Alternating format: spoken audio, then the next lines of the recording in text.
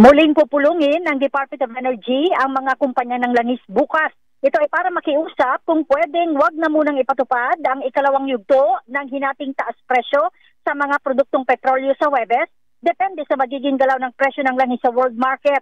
Ngayong araw ay pinatupad ng mga kumpanya ng langis ang staggered o kalahati ng ipinataw na taas presyo sa mga produktong petrolyo at sa Huwebes dapat ang panibagong kalahati. Gayunman, sinabi ni Department of Energy Officer in Charge Undersecretary Sharon Garin na ngayong araw ay bumaba sa $69 per barrel ang presyo ng crudo sa world market. Hindi naman masabi ni Garin kung magtutuloy-tuloy na ang pagbaba ng presyo sa mga susunod na araw.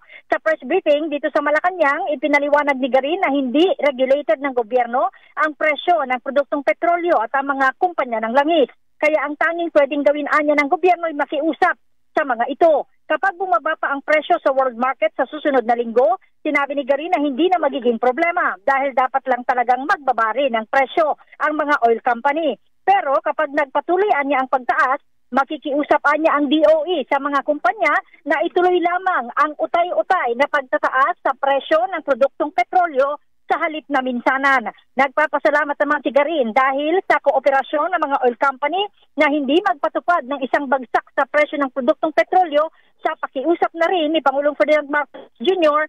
para maibsan ang bigat ng epekto ito sa publiko.